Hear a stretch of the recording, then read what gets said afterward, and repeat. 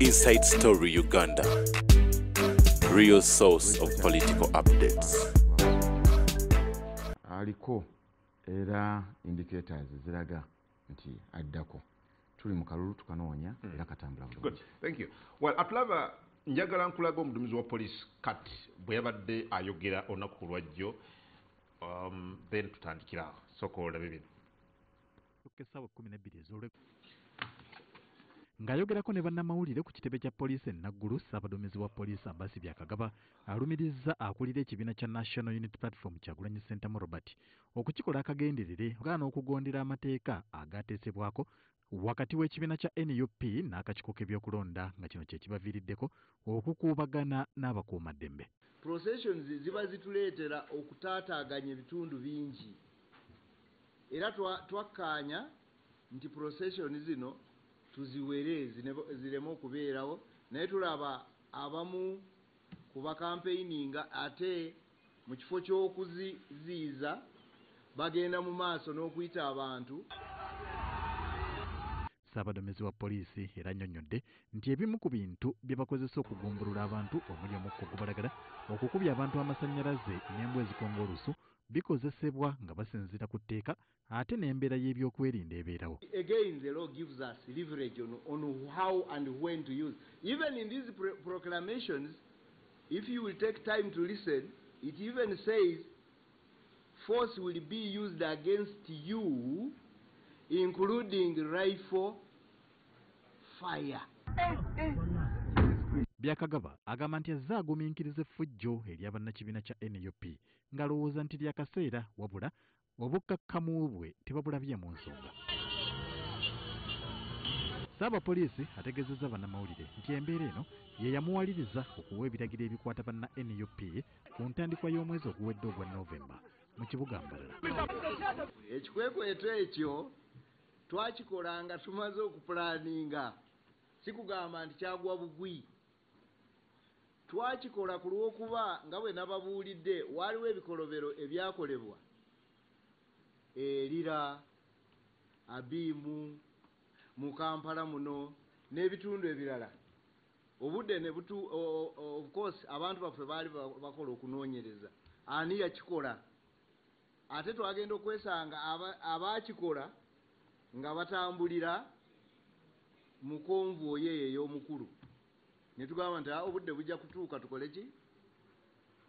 Tubajje tubatwale mu mbuga z'amateeka era kye twakola ekyo kyennyini. Ssaabapoliisi Byakagaba akkiriza nti bakyalemereddwa okufuna enkolagana ennungi wakati waabwe n'abateekateeka enkuŋŋaana z'ekibiina kya NUP ng'embeera eno yeesinga okuvaako emberebezi n'awa obweyamo nti abakozi b'effujjo bonna baakukwatibwa. Gamba nti lwaki tetubakutte leero bwe bakikoze, ne wiiki ejja bwe tunaasalamu tujja bakwata tubatwalewa mu kooti. Abakulembeze ba NUP bazze beemulugunya ntakera ku poliisi esukka okubakolako effujjo okulina okubatangira okukozesa enguudo zimwasanjala okuziyiza abawagizi baabwe okutuuka mu bifo gye baba bagenda okuba enkuŋŋaana n'ebikolwa ebirala bye balowooza nti biraga kyekubiira mu poliisi. Kubanga ebikolobero byonna ebitukolebwako musirise mwami Babakama osirise olinga gwe kennyini abiwagira. Poliisi ekola ebikolobero n'amagye naye ng'osirise. Mu kwanukula Byakagaba anokoddeyo eky'okuyisa ebivvulu ku makubo okukuba enkuŋŋaana okusukka essaawa 12 ez'olweggulo n'obutakoma ku bawagizi nga bakasukira poliisi amayinja okugattako okulumbagana abasirikale n'ebirala nti ye kanaaluzaala ow'obusambattuko mu nkuŋŋaana z'ekibiina kino ekya NUP ensangi zino. Tebagoberera ekintu kye tuba tumaze okwekkaanyaako. Ne wesanga we tufunye obutategeeragana. Enfunda nnyingi tulabye Kyagulanyi Ssentamu Robert akulembera NUP ng'akubiriza abantu batambula nabo okukuuma emirembe n'obutakyokoza bakuumaddembe wabula okusinziira ku kwemulugunya kwa poliisi kyandiba. Okay, Sibajimbozi tewedde eyo naye nga oyo yafanda Ambassi Byakagaba. Honorable, owulidde ssaabaduumizi wa poliisi mukkiriziganya ku bintu bwe mugenda mu field ne mubivaako. Why? Kakati bwana kungu tusooke tukkiriziganye nti akalulu kakula ne ka-creatinga momentum olumu ne excitements ne zijja. Ekyokubiri tukkiriza nti tukkiriziganya naye teri muntu mubi ng'ajja mu kamera n'ayogera kirala ng'ate mwakkiriziganyiza kirala. Ate teri muntu mubi yeeyambisa mukisa gwa kuba nti ali mu office teyajja mmunyigako ye n'akola ky'ayagala. Njala kuba ekyokulabirako agambye nti nno bazze balondoola abantu bano nga bakola ebizibu ebintu ebikyamu ku bantu ku ground naye ng'abamu be boogerako bagamba nti baabikola mu Abimu ne babikola erira ne wano mu Central Region. Njala kugamba abamu ku be baakwata bakyala tubamanyi. Bakyala? Yes. Abalala be baakwata twawulyanga ne video ng'eyogera nti oyo driver kati driver ava atya ku mmotoka n'agenda ayoola ebintu by'abantu okujjawo nga gwe kennyini oyagala kuteekawo kibeera ekitali kituufu. Bino byali mu kwogera byonna byonna bya bulimba. Poliisi ekoze ekintu ekikyamu ku nsi ekyokuba nti nno yeefudde agenti ya NRM nti weeraba akalulu kagenda okuba ak'amaanyi suffocatinga audience yaayo abantu baleke kujja kuwuliriza Mwami Kyagulanyi. And it's very clear. Mwami Kungu tetuli mu kyaki nti tulaze kusinza buli omu alina kubanga yeewombeesa. Tuli mu kunoonya maanyi, tunoonya akalulu ku ground. Tetujja kanoonya nga tutambula era bannange tubasaba akalulu, bannange abali eyo namwe tubasaba akalulu. Tulina balaga nti weetuli amaanyi tutambula n'amaanyi, tutambula na buwagizi abantu balabe kubanga akalulu kalimu abantu ba mirundi ebiri. Waliwo abajampingira ku bantu abangi, waliwo abaagala okubannyonnyola. Ate ffe tulina okunoonya akalulu mu Uganda yonna, so si in specific areas. So mwami byakagaba olumu bambi tubasaasira environment webakolera but byayogera because again mukola processions nemutaataaganya abantu abalala bakozesa ekkubo mukunga abantu. Nkubuuza ekibuuzo kimu obaddewo wano ebbanga lyonna guno gwe mulundi ogusoose okulaba abantu nga bakola processions mu bululu kikifuula ekituufu gwe mulundi ogusoose era gana amateeka ge bali mu kuyisa essaawa eno luli lwaki tebagayisanga bamaze kulaba nga bali ku kisenge bana ba audience egenda bo bennyini ne batandika okugamba tusaze magezi ki okulemesa ono okutuuka wano okulemesa ono buli kakodyo ke baleeta bagamba tusooke tumuleke mese main road tumuyise mu nsiko bageza okulaba n'ekyomu nsiko kimukolera nnyo kati nabagala tumuzze ku main gye bamuzza bamukuba nabadde mu kalulu nabadde mu kunoonya akalulu ekayunga nga poliisi eri mu kkuba abantu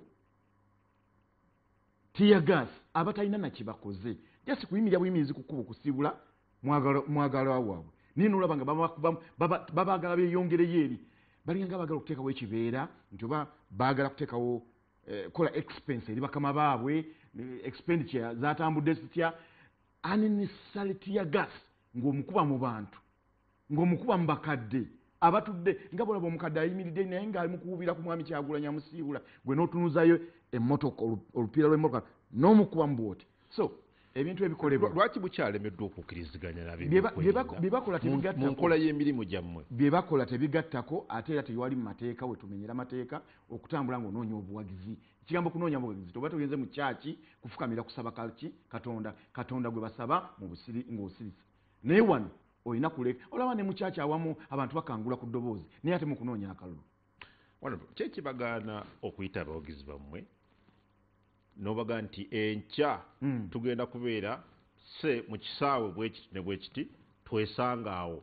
Kungu yes ono politics si wa America era bw'oba oyagala wa America genda mu America gye weesimba jjojjo bakubira obagambe mbasange muhoola awo mbannyonnyole otambule ogende.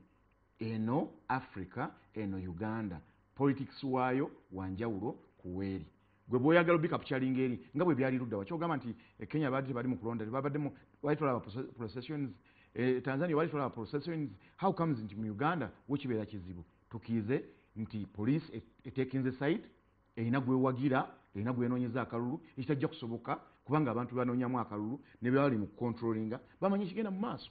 Gwe bwokera kumanya noga nti lwaki tokubira abantu n'obasanga awo kati kankugambe nti ne bwe n'aba church ne ugamba nti tubakuŋŋaanye tubasange tolabangako nga bakuba abali ebweru wa gate nga already bo bano bamaze okuyingira munda njala kuwa ekyokulabirako ekyo temuli beetegefu waliwo ebintu ebimu kukkaanya na police because apparently honorable bwe nga mugenda ne musinkana police abakungu ba police ne basinkana n'abakungu b'ekibiina kyammwe and you agree on certain things lwaki bwe kituuka eno mu field their work is to communicate not to discuss era bwe mutuuka bo baagala bawa kye baagala kibeere ekitajja kukola okuwagira omuntu it's a natural thing kiri mu mutima gwa muntu nti bw'anaamuwagira tagenda muwagira nga akaaba maziga agenda muwagira nga awanika mikono so mu mbeera yonna waliwo ebintu ebimu ebitali applicable kkiriza oba gaana kkiriza oba gaana era bw'ogamba nti nno tukkiriziganye n'enteekateeka zaabwe gweoba otututte nja kuwa kyokulabirako ekyangu goonya erina experience mu mazzi tuli fenna naye bw'ogissa ku lukalu awo oba ogiwangudde n'olwensonga eyo bwe tunakkiriza batusike oba bwe tunakkiriza goonya ezo zitusike zitutwale we baagala bajja kuba akakiiko k'ebyokulonda linda ku katono emabegako bwe twali tuli mu biina ebya pate byaffe nga tunoonya obuwagizi baatugamba tubakkiriza mugende awantu wonna nga wazimbe nga wasereke wemba muteeka enkuŋŋaana zammwe twali tukola consultations ne tubikola naye era nabyo baabiremesa twatuuka ne tupangisanga n'ezi hall ne bagaana nga bagamba nti awo tewakwanidde so bano tebali mu kwagala tuyiseewo kye twagala baagala kulwanyisa understand nti si poliisi yokka but n'akakiiko k'ebyokulonda kavuddeyo ne kavumirira ebimu ku bikolwa bino ate nga ke kaluŋŋamya isi ye mulungamya omukulu wa process eno yonna lwaki otunuulira bw'abanga naye yavuddeyo naga nti please there is a problem with what you're doing lwaki otunuulira sayidi yemu nga sayidi endala togitunuulira tonaba kulabako wantu wonna nga bagamba nti abeegundi bayikuŋŋaanyiza ne bayisa ebivulu nga bagamba balindiridde tova ku mayini waabwe tokirabanga ku lwaki kyo bwe kituuka temukivumirira lwaki kyo temukivumirira tugambe nti bwe tunaba twakutereeza ggwanga kyoyogedde emisana n'ekiro ky'oba oyogera kyoyogedde ne Kalwanga ky'oba oyogera ne Kkungu naye bw'otandika okuteekamu obuwaayiro nti bwe tunaba tugenda okwogera ne Bakalwanga bo tujja bayisa bwe tuti bwe tunaba tugenda okwogera ne Bakkungu bo tulina bayisa bwe tuti ekyo tekijja kukola tuli mu kalulu buli omu akanoonye tukasimba omuntu akawulire ate nze nkugamba amazima waliwo ebintu ebimu bye tutajja kwekolokootera temuweebwa guidelines nga mugenda era tuzifolowinga bulungi nnyo nti olunaku lwaleero nyina kuba kira wali ompuliddeko nga ndi bukoto how to conduct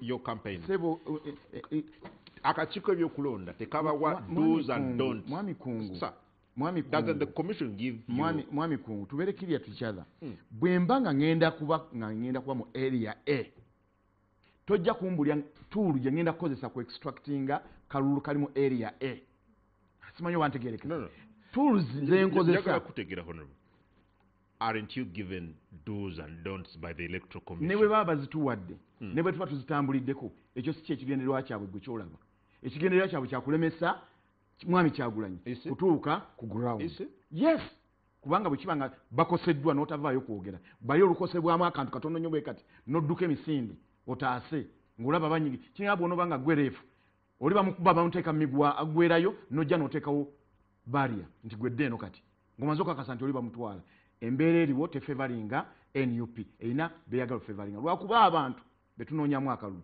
bamanyi bulungi ekigenda mu maaso but ebikolwa byammwe bitandise okuvaamu okuttibwa kw'abantu we saw Iganga the other day ennaku z'omwezi 28 a life was lost era njala kubuuza ogambye nti omuntu omu yakola ki yafa golooza omuntu omu ye yakafa okuva twatandika campaigns ekyo kimu ekyokubiri golooza obulumi abantu bwe balina nga bino bigenda mu maaso oli watuukira okuvaayo n'agamba nti bannange enough is enough ekyala mwami kungu okimanyi bulungi nnyo nti abantu ekibaleetedde obuzibu n'okulaba nga bakola bye bakola bwe butali bwenkanya eri abo betulowooza nti bali independent naye nga tebali gwe kennyini oli mukumbuuza ebibuuzo naye nga n'ebimu answer ozikola ki gugamba nti tolaba nti abantu bagenda kufa tolaba nga abantu bagenda kati tukole ki ng'oledde neyandibadde nga ref ng'alina kuba nga ali neutral naye ali biased embeera mwe tutambulira who is biased here bombi police ne electoral commission tebakoze kituufu kulwanirira side zombi kufuna bwenkanya Well, n'okusingira ddala Well. side ya NUP njala kugamba ekintu kimu omuntu wagira emundu n'atrigger n'asalawo akube essasi twandigambye nti waliwo amukubye naye batuweeyo ku kilipu emu yokka bweti ng'eraga ng'ONUP akutte omuggo akuba owa poliisi ng'ONUP akutte omuggo akuba owa NRM okisanga nga aba NRM bakutte emiggo beekalakaasa bali mu kuba bantu bagamba tojja kuyimirira wano as if waliwo areas eziri designated for certain group of people. Police eyiga nga yatugamba mwagikasukira amayinja ne mukosa abasirikale baabwe ne mwonoona emmotoka era okusinziira ku bo ne kawempe bwe kyali. Kakati kankubuza ekibuuzo kimu. So if you use stones n'ozikasukira omu police ng'omanyi obulungi kyalina emmundu, what do you expect? Kakati kungu tuleke genda ati side eyo kubanga ate nayo wanvumu kankuwa ekyokulabira. Let's go there. Let's get there. Because police claims. Linda katono. Police claims. Bwebange claim. Waliwo stone throwing towards the officers. Bwebange. Era abawerako bafuna injuries. N'emmotoka ne zoonooneka honorable. So why don't you want to address that? Do you find it okay nti abawagizi bamu okusinziira ku police bagenda bakasukira amayinja? Bwebanga bannamawulire muwuliriza side emu. It's quite unfair. Bwe kennyini obaddewo wano baakwatako emmundu bbiri ne bagamba nti mwami Kyagulanyi yali nazo ziri luddawa kati essaawa eno basis ki kwensinziira ng'ambe nti claims poliisi ze yaleese ntuufu kiyinza okuba nga nakyo kikyamu kuba bamaze okukitegeera obulamu omuntu omu afudde musangani yamusse bwa poliisi kati tutaddewo tutya excuse embeera gye tulina oteekawo yekulaga nti aba NUP badde bakuba amayinja ekitali kituufu bwe weetegereza abaana abo nga batambula nze ntambula nabo naye njala kugamba abantu abali disciplined be bantu ba NUP to the extent nti bo bennyini beekolamu n'omulimu baga nti eno temugendayo singa ekibigo osigala eno Kampala olunaku lumu nali ngenda Butambala ng'abapoliisi bennyini be bagamba abaana ba NUP mugambe bannammwe beeyongerere era nga kitambula bulungi we bagaanye coordinatinga n'abaana nga bo baagala basiba busibi baagala bakuba miggo bwe buvuyo buvuddemu n'obulamu okufa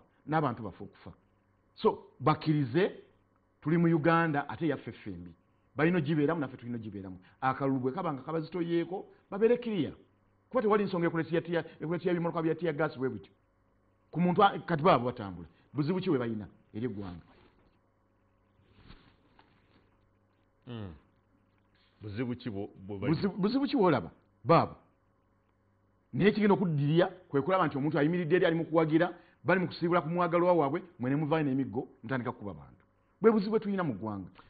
Well, atulaba kati wuuyo kati azze ow'amagye akola ki ekyo era mwagala tugambe tutya oyo omukazi nga bw'omulaba bw'afubutuka jja akuba omusajja alina maanyi ki newankubadde oli mu uniform yes we shall respect the uniform naye uniform tugenda gi respecting up to what extent njala tubeere benkanya nti waliwo obutali bwenkanya eri police ku mulimu gw'eri mu kukola ne biasness gyeraze mu kukola omulimu gwayo emmotoka ze bali mu kuvuga teziriiko number plates lwaki gwolooza lwaki bwobanga omanyi kyokola okikola kyamazima kya bwenkanya era kyokola okinakumu experience n'abantu boli mukolamu obaagala lwaki oleeta embwa zikola eki mu kalulu nga kano lwaki omuntu omukubisa amasannyalaze gagenda gattako okujjawo nga nawe wazze kutta kati ogamba n'abantu bakubisa amasannyalaze kuba twabalaba nga babajja mu motoka babateeka wansi babatuuzaako amasannyalaze naye nga lwaki omuntu gw'omulabe ng'abadde avuga motoka bakugambye nti oyo abadde driver oyo musawo waffe oyo talina buzibu ye n'ekirala ekikwambuza omukazi omugyeko engoye eyo zonna gwazze okuuma eddembe ogamba mu be bayambula byakagaba byakogera byakagaba kakasa nti oyo gwe bayambula y'omu ku abo abaali boogerwako nti balina emisango gye bazza mu bantu. You're asking very key questions, but what if I ask the same questions gy'oli honorable? What would justification yona, for example, eyammwe okulumba abapoliisi, including, yes, and I can play for you some video clips here. Nga abawagizi bamwe balumba wa traffic.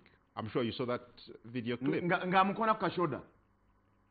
Wa traffic nga bamukona ku kashoda. Gwomanye ebigambo ebyali bisinganyizibwawo. Ng'akola ki? Kungu. Omuntu yenna. Do you find that okay, sir? that to me that police Yes. ayambadde ne uniform Yes. ya traffic Yes. omulaba nti mu police Yes. nojja n'omwatacking.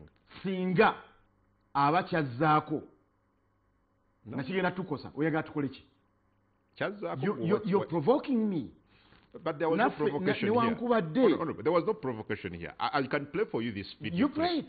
Nja kusaba producer nga mpulire clip You play it. ey'omupoliisi nga alumbibwa kiyise kumukoona ku kashoda, but this was not the case. Alina uniform agezaako tukunnyonnyodde tuyimu kuyitawo oli muteekawo biggwa tukole ki? tetugenda kukola obudde butukutte. Kampeni zigalibwawo saawa 12 saawa ziri 11 ninawe nnyina okubalaale ate gwe otaddewo ebiggwa kubanga oli wa poliisi. Tukole ki? Uganda yammwe mweka. So olumu musaasire abaana batambula ate njala kugamba bino tebasobola bikola nga Museveni yagenda okuyitawo. Bamuwaliwe n'atambula butambuzi kyokka bw'olaba abaffe n'oteekawo ebiggwa. Kyogamba nti NRM tesindikayo ttiimu esooka neekola ku nteekateeka ffe kye tusasobola kukola tugenda lumu kubanga ye facilitation bwe tuyina asobola tubeezaawo. Bwe weekiikawo n'obeera ggwe ng'ofuuse block mu kutambula kwaffe naffe olumu tunyiiga. So obutanyiiga kola ky'olina okukola naffe tukole kye tulina okukola. Tolemesa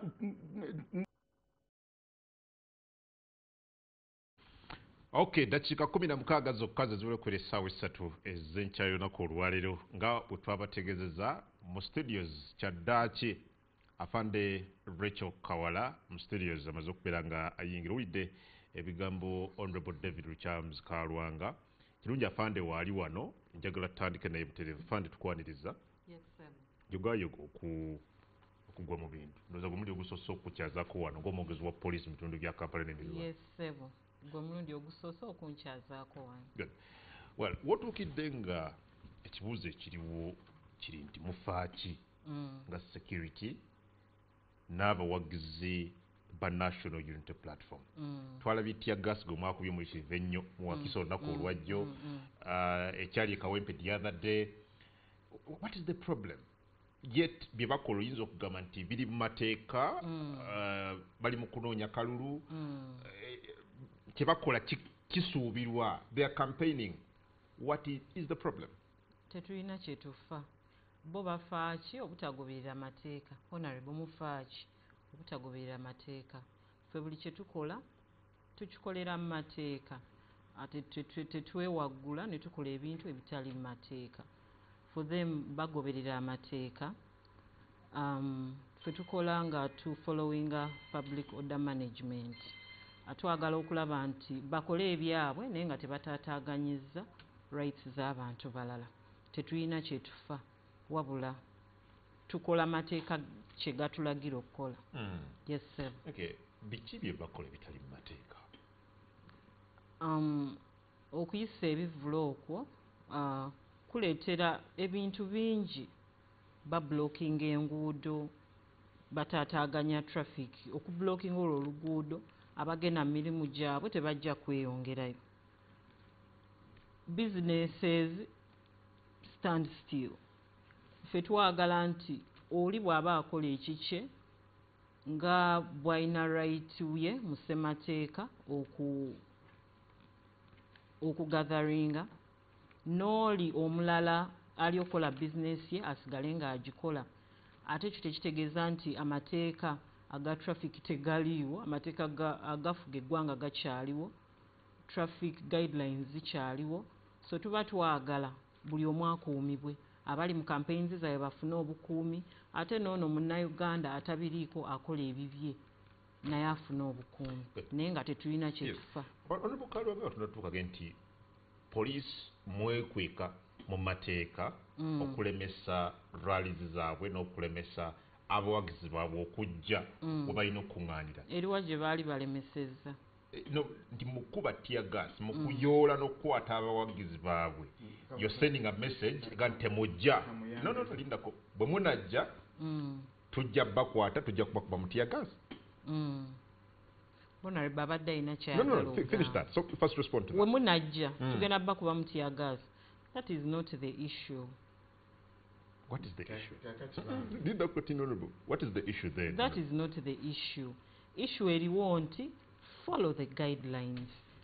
Leka abantu okusinga okutaataaganya ebyentambula, okusinga okutaataaganya ali ku mirimu gye. Abantu leka bagende ku campaign rally ground ewagenda okukolera those campaigns. Bagendeyo, ani agenda obbataataaganya nti muveewo. Bwe baba nga bali mu mateeka nga tebayisizza budde bwe balina kukolera mu campaigns zaabwe. For us as the Uganda Police Force, tuliwo okulaba nti ebiragiro oba guidelines ezaateekebwawo Electoral Commission ziteekebwa mu nkola. Wekuba nti campaigning time erina kukoma buno obudde, kati ffe weetuli kukwasa kulaba nti bigobererwa. Bwe tulaba nti traffic is blocked, kuba ne Public Order Management Act eri clear.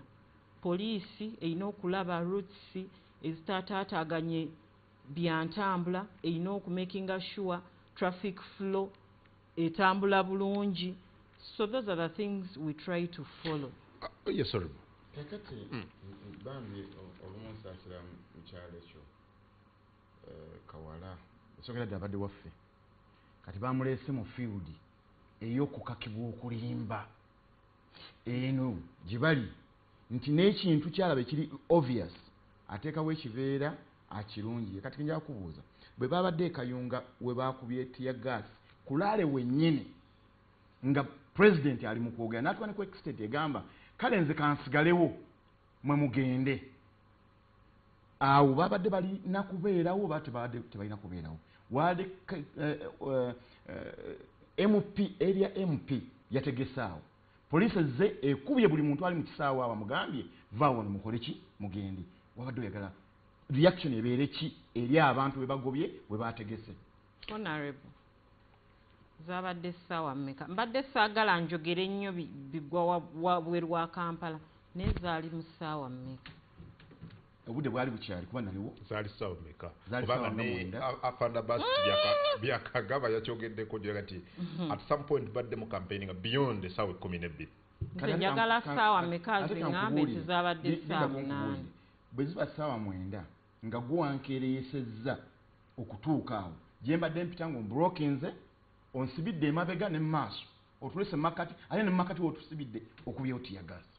Gw'oyagala embeera eyo tugihandolinge tutya?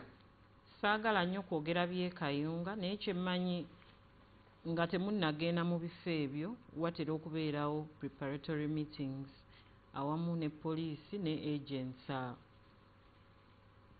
Those meetings musalawo kifo ki era mwenna ne mukkaanya security nammwe. Wabeerawo makubo ki ge mugenda okutwala era ne mukkaanya security nammwe. Kamuwe example ennungi abadde Mityana. Kamuwe route gye twadesigninga nga president ajja Mityana. Twali tukkiriziganyizza ayite Butambala, ajje Kakindu, ajje Zigoti, adde Namungo, ave Namungo agende Busunju, ave Busunju akomerewo Namutamba ayingire Mityana ajje Kulale tumusiibula agende. Mwenga kye mwagala uliriza bwajja Kakindu ayitawo buyisi mpaka Busuubizi. In fact nga percentage y'ekkubo oba ya district abagikavalinzeko not even 10%. Kyokka tuli mu kunoonya kalulu. So byendaba ebyali Mityana bisobola okubeera applicable even in other areas. Kyobulaba okulwana kubaawo esogera ddala mwe mujja ne idea nga yakulagira tubagambye ajja kuyita wano ne wano. Otuyise mu ttale awatali bantu, otuyise mu nsiko awatali bantu mpaka Kulale wotwagala tuyimirire. Ne tugamba nidda twaze kunoonya kalulu. Tetugenda kanoonya mu nte, tetugenda kanoonya mu nsiko, tukanoonya mu bantu. Lwaki mukiza ne tuyita wano ne wano ne tukola ekituufu. Afande Kawala, again ekyo bakibateeka. Era bamaliza bakiwakanya. You're also responsible for delays. Ez'abakulu bano ne batuuka gye balina campaigning obudde bugenze. Ate ne mubuuza nti wakampeyinize ssaawa mmeka? That is not true. You're responsible for your delays. Gwe bw'ogenda ng'oyise ebivulu ng'otambula mpola bw'oti okuva venue nga ne bw'onootwalawo eddakiika 15 n'otuukirawo essaawa 3 naye ng'otambula mpola motoka zitambula mpola bwe mukunganya mujje obeera osuubira munaatuuka ddi ku venue kati abantu we mubagamba babasookeyo ovuga straight ogenda oyogere n'abantu kyova olaba twagala abantu baleme kkosebwa mukole campaigns zammwe bulungi ziggwe mu budde. We are not responsible for your delays. Do they block themselves? It is the pace at which they move. Making processions is what delays them. Well, agambye ngenda muwa kino kubanga abadde mityana byonna abimanyi okuva linda akagenda kugamba nti mityana navaayo gala muwa byaliwo nga gyali okuva mwa blockingira president n'okutuuka ebusunju we yali agenda okugenda okubalaale n'okugeraageranya we mwamublockingira ne gy'alina okwetooloola we waali ewala era waawali okumpi. Saagala nnyo tuddemu roots z'emityana eyo kuba mwali. Naye Honorable Kalwanga, I want you to address what she's saying. Agenti mukuŋŋaanya abantu ne mugenda nga muyisa ebivulu muyita bano muyita bali in the end obudde ne bubakwata in the end ne blocking other road users abatwala abantu mu malwaliro mu ambulances abagenda okukola emirimu gyabwe. And we've also seen these processions with hundreds and thousands of people. Mumakubo. Kakati bwana kungulwake kubanga yavudde mu ggulu. You want me to show you those video clips? Nga mukola processions? Linda kukola procession. Police tuweyo kubano ba road users aba complaininga tibatulemeseza okutambula. Kubanga bw'ogenda kugula n'otugamba nti bakomplaininze abantu bagamba temubakiriza kutambula tetulaba bakomplaininga wabula bakomplaininga ate be ba police. Let's look at that. Kwata mwawo kati. This is a road. That is a road. Tebali mu church tuli mu kunoonya kalulu and it's a tool. Kati muba mugenda it's a tool. Awo police eyimiridde wawe it's a tool. Abantu abatali mu church oyagala babeere batambule okugenda okusembera okimanyi nti omuntu n'emikono agiteeka ne wano. Honorable Kalwanga, do you find that okay? Abatagenda kusembera oyagala batambule batya? Okay, kati mbuulira emmotoka ejja etwala omulwadde tugeze. Kwaba abali awo ani gwolaba complaininga nti batulemeseza okutambula. Honorable, singa waliwo emmotoka ejja either ng'eva eno oba ng'eva mabega ambulance eddusa mulwadde mu ddwaliro egenda kuyitawa. Batuweeyo keesi emu nga ambulance tugilemeseza okutambula. Tuweeyo keesi egi kubanga abapoliisi betubeera nabo abapoliisi balina kamera ku makubo kuliko kamera tuweeyo keesi emu ng'eraga tikale laba owa ambulance ono bamulemeseza okutambula ako kakodyo naffe akatuyamba okulaba nti tuwininga audience. It's a tool. Tuli mu campaign. It's a tool, he says. It's a tool. Yes, he says it's a tool, but he also knows the truth. He knows that traffic is blocked. Emotoka zitataganyizibwa. Tutera just okuleka ekkubo mugende bali bayimirire babalinde ate mukole ki. Traffic is blocked, emmotoka tezitambula temugoberera amateeka olw'ebyo ogambe nti ffe tubatuusa leeti. It is evident. Tell us about the attacks. You say bano babakuba amayinja babasosonkereza ekintu Honorable Kalwanga kyawakanyaga mulimba muli balimba babaluwa. There is always provocation. Batya Awaliwo okuba amayinja. We have officers that were injured balumizibwa in Kawempe, including the DPC himself. They were injured. Baba kuba amayinja. We arrested people nga balina amayinja mu nsawo. We've arrested people nga balina obwambe. Honorable Kituufu. Balamu yatugamba masanga abantu balina loleza amayinja. Byali bituufu. Balina amayinja mu nsawo. Ebintu balina obwambe. Balina amajambiya. Balina amajambiya. Ekalagi tulina gwe twakutenga ayina ejjambiya. Kati nno bano yebakuteekamu bya bisobo. Bya singa bakkiriza ekifaananyi nakyo twali kitaddewo. So mwina bwe mwakwata nga balina obwambe. Ekalagi waliwo yali erina ejjambiya. Waliwo be tukute nga balina obwambe. Mugenda kuba bamukooba mu amayinja nze mbabuuli. Mugenda kuba bamuko ba future mukamwana. Mugenda kuba abanaabeera bakyala bammwe. Mugenda kuba abanaabeera abaami bammwe amayinja. Kye tusinga okukuliriza wano discipline. Tubeere n'empisa tukole campaigns zaffe nga tetunyigiriza balala.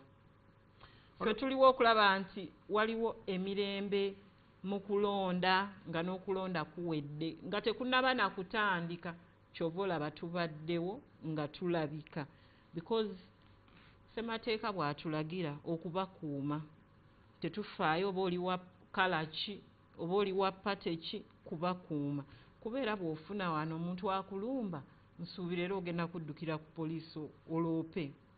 Well, Honorable Kalwanga nasuubizza okulaga abantu akatambika njagala okatunulire bulungi nja kukusaba otunulire bulungi ku screen eyo as a leader ate era omukulembeze gwensuubira nti ali very objective. I want you to tell me something about this. Ono omusirikale wa traffic nga bw'omulaba you see ayambadde uniform akola mirimu gye aguidinga traffic n'ayisibwa bw'atyo. Just look at that. This is a woman. Do you find that fine? Njaga kugamba nti embeera yonna ereeteddwa bakulembeze engeri gye beeyisaamu naddala poliisi oyinza okulaba ng'ekyali awo ng'omukazi ali mu kulemesa bodaboda oba alemesa motoka kutambula omusajja n'amugamba nti weeyongere eri tuyitewo tutambule n'ekirala si yasoose ekireka wano omu ku bannammwe yafuluma mu motoka n'akuba n'owa poliisi omukyala kyomugamba nti amangu ago mukyerabidde bo bano abaana lindako katono linda.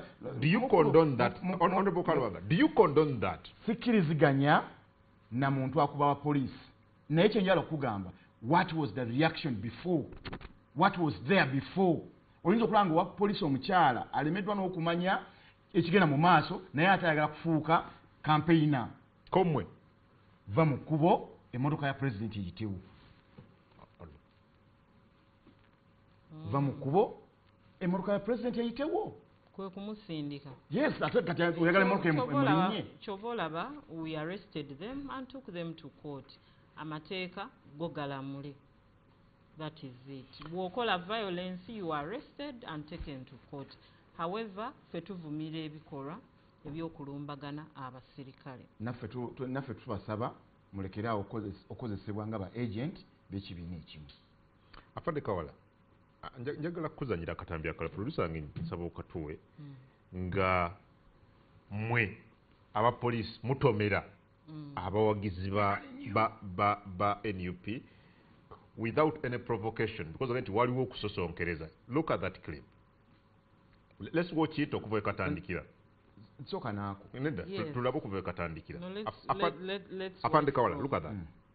Ate munanga abakuuma amateeka. Kati owa board ono avuga piki yali awo. Bw'asanga owa traffic oyagala muyisaaki. Kati pepper spray awo yaki tunnyonnyole ng'omukugu because gw'oli mukugu.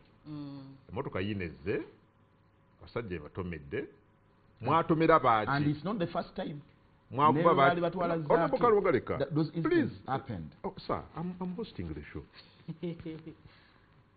Producer tuddiza akatanga afande yali akoze ekyoyo. Yes.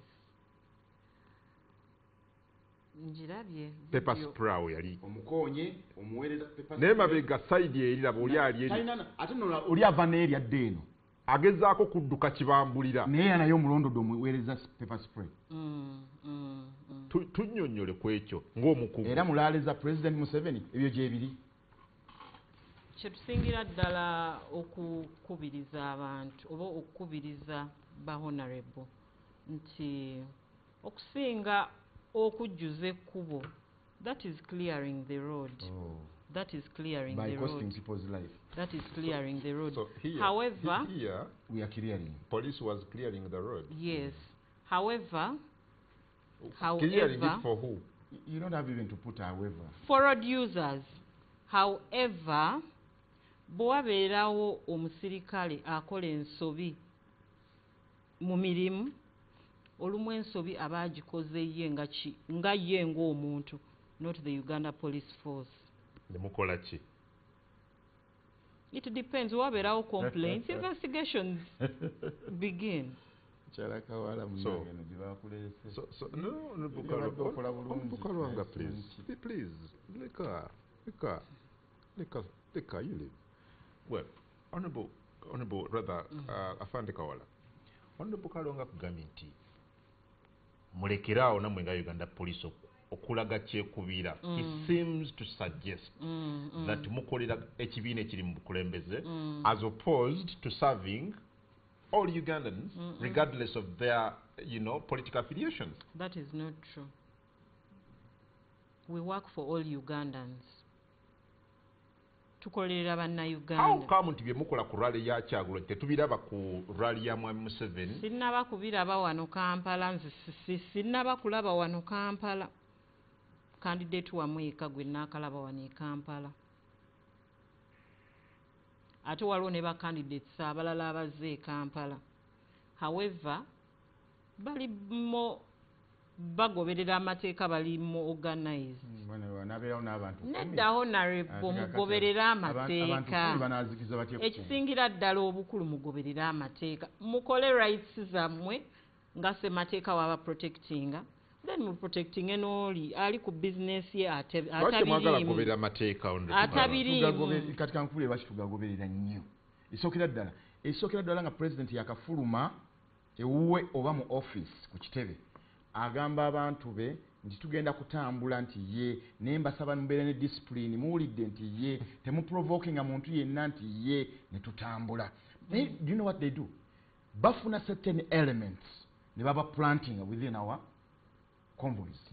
Ngabamanyi tekitakisa nakugamba kubanga era tutegeera nti oyo takolera ffe ebyo byali mukola oba byalabika nga ayinza okukola si waffe era n'abamu tubalabyeko n'abamu tubakutte ne tubabawa nti munnange ono agamba ava mu poliisi era ne ID ye naye nga ne mu kitebe mwamuleese akola akavuyo Karwanga kyotannaba kuddamu satisfactory bwe mutegeera nti olukungaana mugenda ddukuba naggulu mu kisaawe lwaki temukunga abawagizi bammwe bonna tusinkane naggulu mu kisaawe bayitawa lwaki bayitawa kutambula n'abantu okuva yonna gye muva emmotoka olukunkumuli and dozens of hundreds of people nga mutambula nabo tubeere benkanya kungu abantu abo bwe tugambye tubasinkane naggulu bayita mu ttale oba bayita mu kkubo kati olw'okuba nti bangi nakyo mwaga kitunyenyiza tubaba batambula nga bangi nakyo nagwo fuuka omuzango tebayita mu ttale abantu bano tebasula wamu nze bwe mbeera eri Kawempe omulala abeera Kisaasi nze mbeera oba Wakiso tusinkana tutya wamu no batambulira wa bayita wa abagenda mulala ye naggulu mu kkubo gye mwagala tubeere n'obwenkanya kyetwencouraging honorable okulaba nti abantu bagenda kubuuka bubuusi nga binyonyi nedda abantu mugende eyo ku venue candidate abasangeyo twewale nnyo procession but etteeka libagamba okukozesa reasonable force in case of rather mu cases ezimu ekibakubisa amasasi okutuuka n'okutta abantu abatalina mundu kiki mu Kampala ni gwe basse tumale kirinda kituuke Kampala oba nakyo I'm focusing on Kampala mu Kampala ani gwe basse so toliwo kuba poliisi era kigenda okutuuka eyo ku masasi ng'omanya buli kimu kiganye tukigezezzaako kiganye just tufune engeri gye tukolaganira wamu mukole